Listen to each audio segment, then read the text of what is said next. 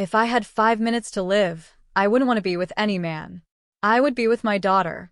I would be with my closest friends. These were the haunting words of Barbara Walters, a woman who built a media empire by getting the world's most powerful people to cry on camera, all while she spent a lifetime hiding a reality that would have broken anyone else. She was the queen of the interview, the first female co-anchor of an evening news broadcast, and a trailblazer who knocked down doors for every woman in journalism. But behind the pearls and the perfect lighting was a story of secret shames, a dangerous love affair, and a heartbreaking failure in the one relationship that mattered most. Today, in the royal time of Hollywood, we pull back the curtain on the secrets Barbara Walters carried to her grave. A childhood built on glitter and guilt. Barbara Jill Walters was born on September 25, 1929, just as the Great Depression began to swallow America. Her father, Lou Walters, was a legendary showman who founded the famous Latin Quarter nightclub. Barbara grew up in the glow of neon lights, surrounded by stars like Frank Sinatra and Milton Berle. But the glow stopped at the front door of her home. Barbara's sister, Jacqueline, was born with a developmental disability that the 1930s medical world didn't understand. To protect the family's image, Barbara was told to hide her sister.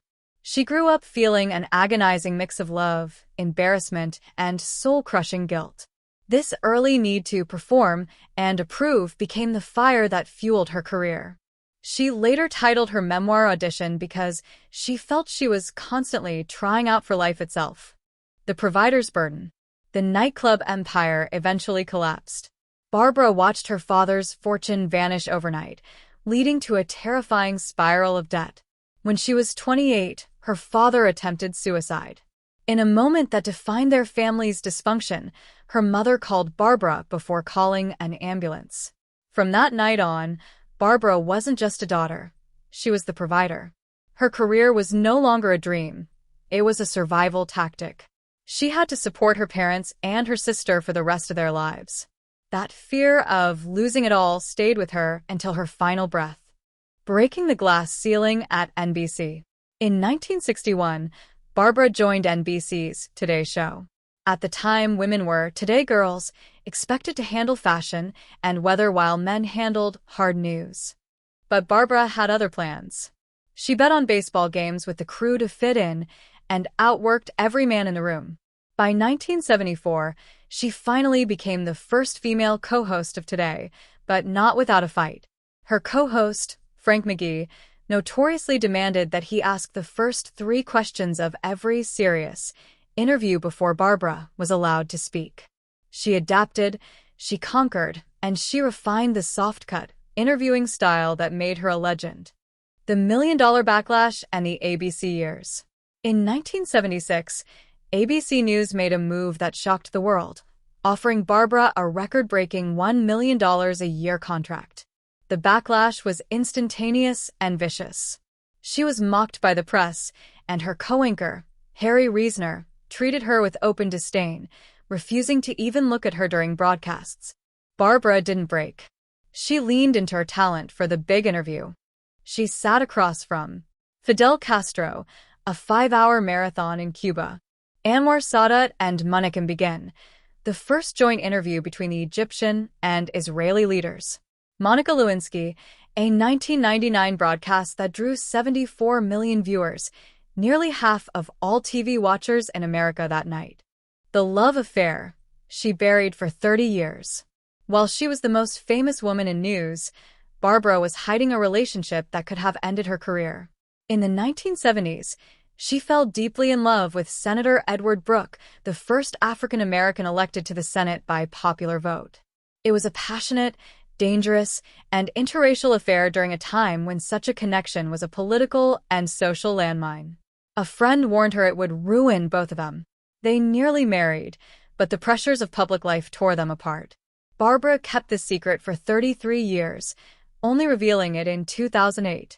She called Brooke the true love of her life, a sacrifice she made for the audition. Motherhood. The one interview she couldn't master. Barbara's greatest success was her career. Her greatest pain was her daughter, Jackie. After 3 miscarriages, Barbara and her second husband, Lee Goober, adopted Jackie in 1968. But as Barbara's fame exploded, Jackie struggled. By age 13, Jackie was using drugs and sneaking out to Studio 54.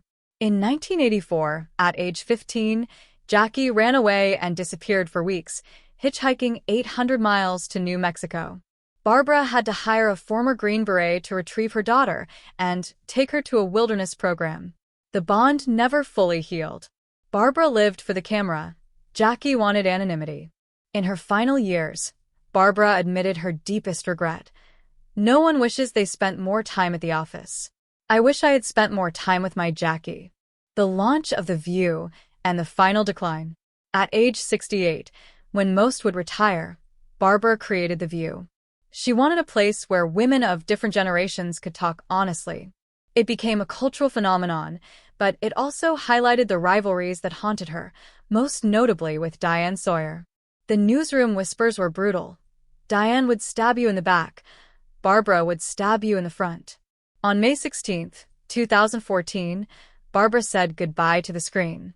In a touching moment, Oprah Winfrey introduced 25 female broadcasters who all stood on Barbara's shoulders. "This is my legacy," Barbara said, tears in her eyes. The end of the audition. In her final years, the sharp mind that questioned dictators began to fade. Dementia took hold. She retreated to her Manhattan apartment, eventually becoming wheelchair-bound and unable to remember the historic interviews she had conducted. Barbara Walters passed away on December 30, 2022, at the age of 93. Her gravestone reads, "No regrets. I had a great life."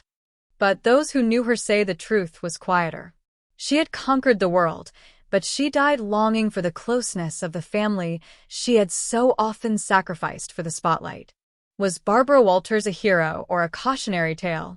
She broke every rule to get to the top, but was the price too high? Tell us what you think in the comments below.